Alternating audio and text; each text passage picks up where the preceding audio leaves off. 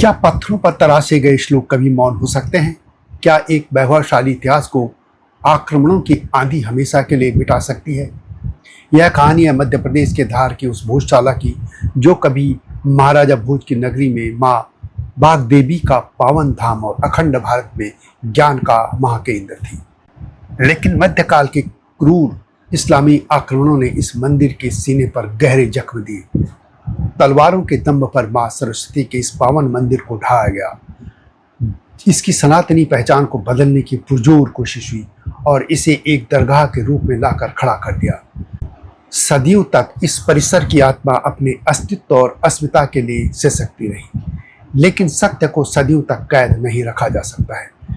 पूरे 1000 साल के लंबे इंतजार, अनगिनत संघर्षों और सनातन आस्था की तपस्या के बाद अंततः अदालत और वैज्ञानिक साक्ष्यों ने इसके मंदिर होने के परम सत्य को स्वीकार कर लिया।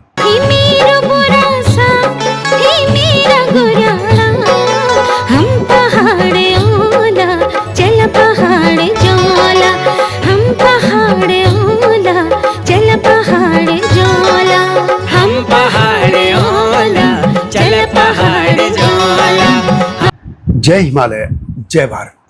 संसार भर में हिमालय लोग यूट्यूब चैनल देख रहे आप सभी का स्वागत है और मैं हूं भारत की राजधानी नई दिल्ली से डॉक्टर हरीश चंद्र लखेड़ा। आज बात करेंगे भोजशाला से दरगाह तक के इस दर्दनाक, संघर्षमय और ऐतिहासिक यात्रा की पूरी दास्तान। कल्पना कीजिए, मध्य प्रदेश के धार में एक ऐसा स्थान जहां कभी वेद, व्याकरण, ज्योतिष और दर्शन की गूंज सुनाई देती थी, जहां विद्या की देवी मां सरस्वती की पूजा होती थी, जहां स्वयं महान राजा भोज ने ज्ञान का दीप जलाया था। लेकिन सदियों बाद वही स्थान विवादों में घिर गया। उसे तोड़कर मस्जिद में बदल दिया गया, दरगाह में बदल दिया गया। वहां पूजा रोकी गई, अदालतों में लड़ाई चली। लेकिन अब 2026 में मध्य प्रदेश हाईकोर्ट ने ऐसा फैसला दिया जिसने इतिहास की दिशा बदल दी है। अदालत ने कहा, भोजशाला मूल रूप से मां बाग देवी अर्थात मां सरस्वती का मंदिर है।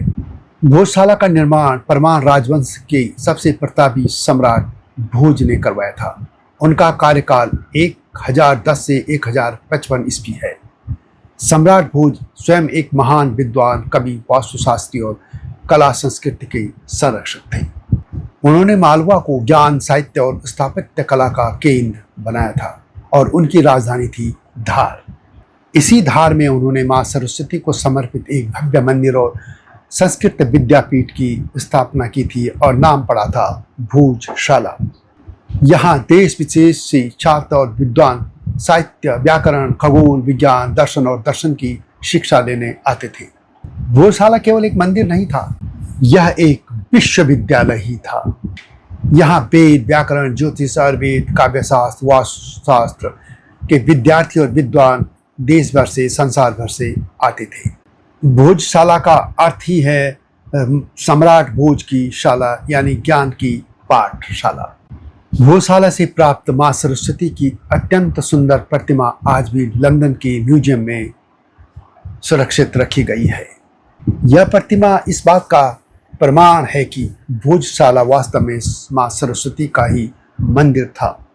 13वीं से 15वीं शताब्दी के दौरान मालवा क्षेत्र पर राजनीतिक उथल पुथल और विभिन्न शासकों के नियंत्रण के बाद इस परिसर में महत्वपूर्ण बदलाव हुए।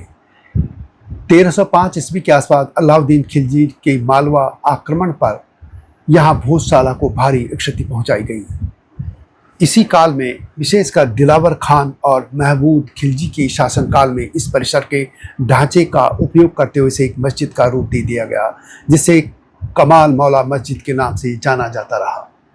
इसे दरगाह का रूप भी दिया गया, जो कि किसी सूफी संत हजरत कमालुद्दीन चिश्ती के नाम पर पड़ा, जो कि वास्तव में इस्लाम में कन्वर्ट करने में सबसे आगे रहते हैं। भले यहाँ दरगाह और मस्जिद बना दी गई हो, लेकिन इसकी संरचना में आज भी संस्कृत के शिलालेख, मंदिर शैली के स्तंभ और देवी देवताओं की कलात्मक छाप दिखाई देती है। और यही इतिहास की परतें स्पष्ट कहती हैं कि मूल रूप से यह हिंदू विद्या और उपासना का केंद्र था। ब्रिटिश काल में भी जब पुरातत्वविदों और इतिहासकारों ने इस इमारत का बारीकी से अध्ययन किया तो यहाँ की दीवारों और खंभों पर संस्कृत के कई श्लोक, व्याकरण के नियम और प्राकृत भाषा के नाटक उत्कीर्ण पाए गए, जो इसके एक प्राचीन शिक्षण संस्थान की पुष्टि करते हैं। 19वीं सदी के उत्तरार्ध में भोजशाला परिसर से प्राप्त बाघ देवी यानी मां सरस्वती के एक अत्यंत सुंदर और ऐतिहासिक प्रतिमा को अंग्रेज अधिकारी अपने साथ ले गए। यह बहुमूल्य प्रतिमा आज भी ब्रिटिश म्यूजियम लंदन में रखी हुई है। भारत की स्वतंत्रता के बाद इसे स्मारक घोषित कर दिया गया और जो कि भारतीय पुरातत्व सर्वेक्षण ASI के संरक्षण में एक राष्ट्रीय महत्व का स्मारक है।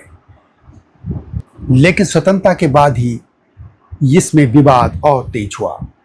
हिंदू समुदाय से मां सरस्वती का मंदिर मानता रहा, जबकि मुस्लिम पक्ष से कमाल मौला मस्जिद कहता रहा। विवाद बढ़ने पर प्रशासन ने वर्ष 2003 में एक व्यवस्था तय की, जो कि आज तक भी लागू रही है। मंगलवार को यहाँ हिंदू श्रद्धालुओं को परिसर में पूजा अर्चना और दर्शन की अनुमति होती है, जबकि शुक्रवार को मुस्लिम समाज के लोगों को यहाँ जुमे की नमाज अदा करने की अनुमति दी जाती थी। प्रतिवर्ष बसंत पंचमी, जो कि मां सरस्वती का पूजा का दिन है, के अवसर पर यहाँ विशेष पूजा का आयोजन होता रहा है। मामला अदालत में चल ही रहा था। 2024 में हाईकोर्ट के निर्देश पर वैज्ञानिक सर्वेक्षण हुआ। लगभग 98 दिनों तक चले सर्वेक्षण में मंदिर स्वरूप के व्यापक प्रमाण दर्ज किए गए और यह रिपोर्ट इस विवाद की दिशा बदलने वाली साबित हुई।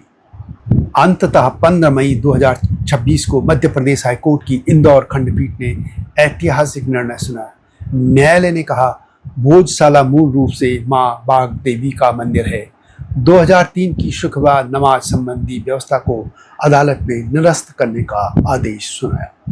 हिंदुओं को पूजा अधिकार को मान्यता दी गई और ऐतिहासिक और पुरातात्विक साक्ष्य मंदिर के समर्थन में पाए गए थे।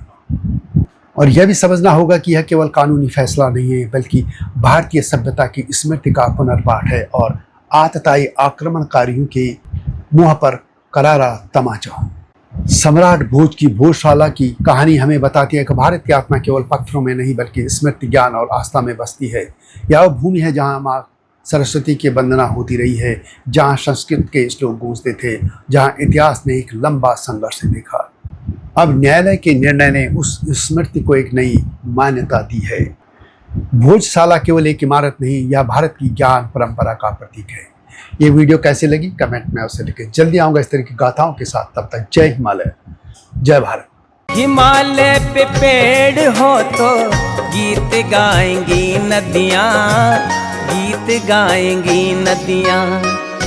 पेड़ों पे चिड़िया है तो गीत गाएंगी नदियाँ।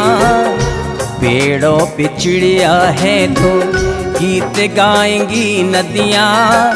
माँ की लोरी जैसे होते हैं नदियों के गीत।